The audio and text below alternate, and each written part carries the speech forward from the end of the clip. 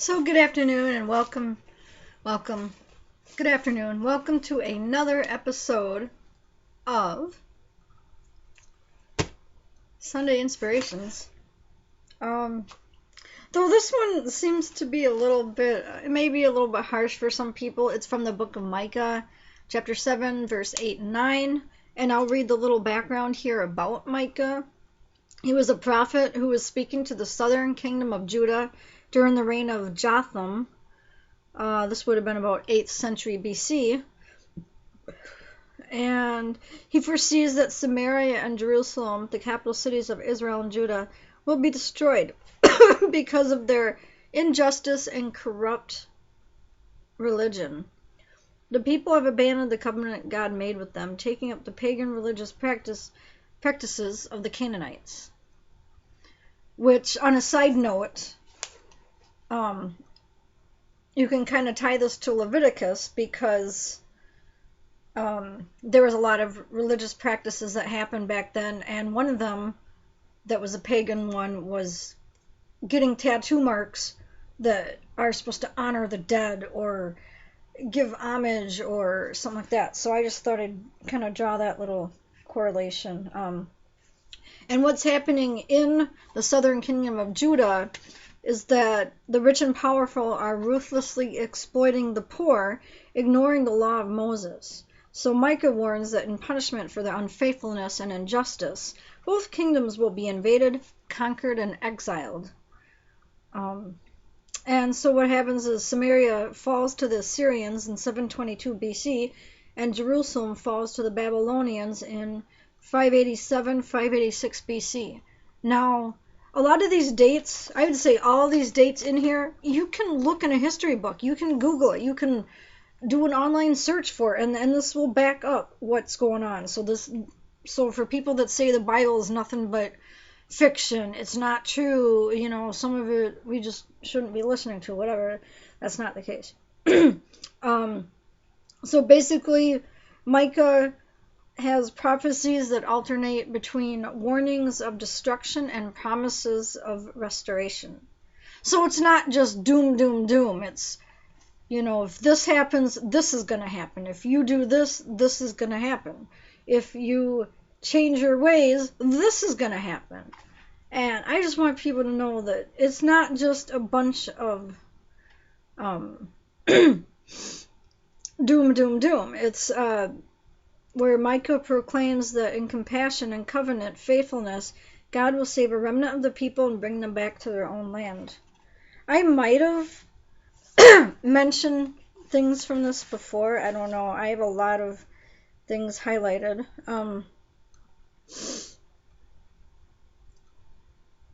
Because like Micah says in chapter 2, woe to those who plan iniquity, to those who plot evil on their beds. Iniquity is basically wrongdoing, sin, and just bad stuff.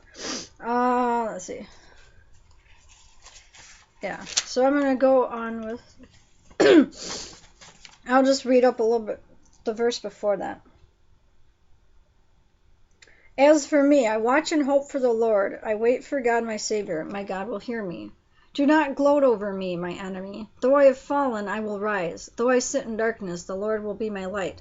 Because I have sinned against him, I will bear the Lord's wrath, until he pleads my case and upholds my cause.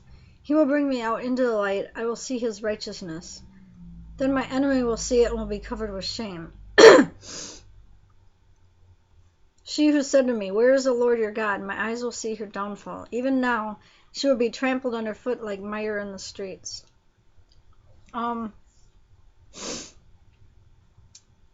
guess one thing I wanted to comment was, if anybody feels that somebody's gloating over them, just tell yourself, tell that person, don't gloat over me, The enemy in the future, will fall, and like it says, the other person will rise. One of the things I liked in this book was actually in chapter 6, verse 8. He has shown you, O mortal, what is good, and what does the Lord require of you? to act justly, and to love mercy, and to walk humbly with your God. It's Micah talks about how the rich people are violent, the inhabitants are liars, and they speak deceitfully.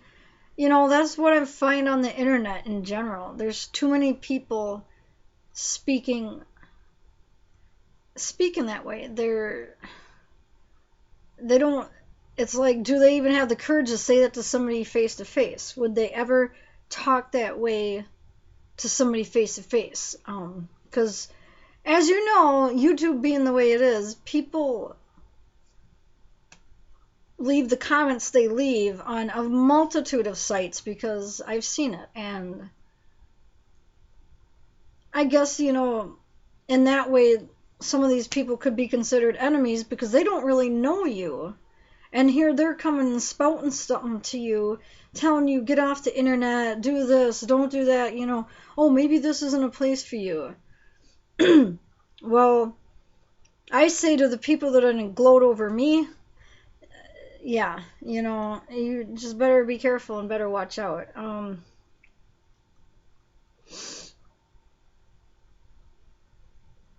don't know.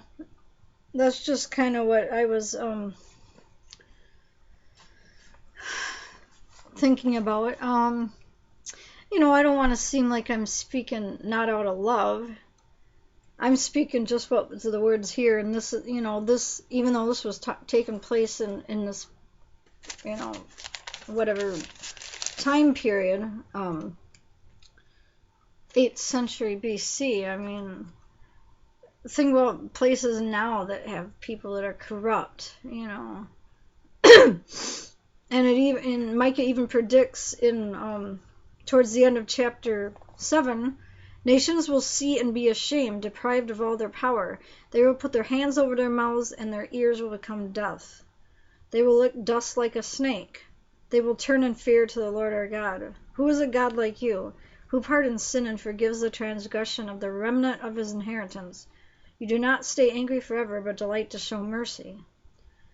God basically hurls our iniquities into the sea, to the depths, you know.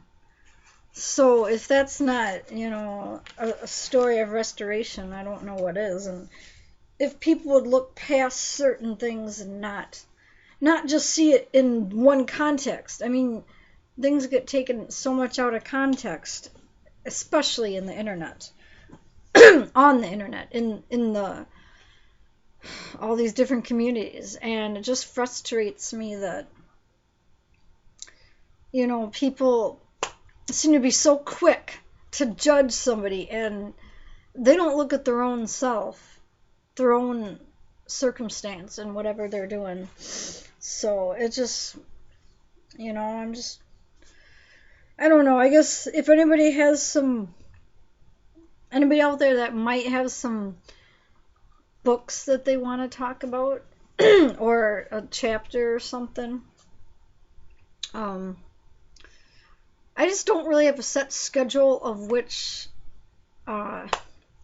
books I'm going to cover. I am going to try to do this more of a weekly Sunday thing, inspiration kind of, and maybe I need to choose something a little bit lighter, like not easy to understand, just lighter. Sorry, my throat's really dry. And something that will, I don't know, maybe provoke more, or inspire more conversation. I really don't get a lot of comments on here. And I guess maybe it's because of a lot of different things. I have no idea.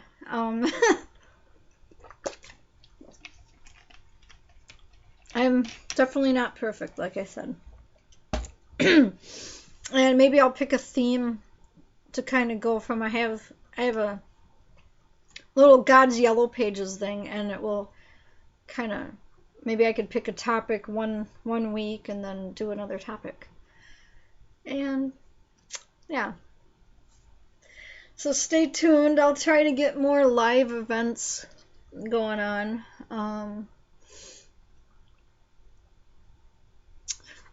And then one other thing quick before time runs out.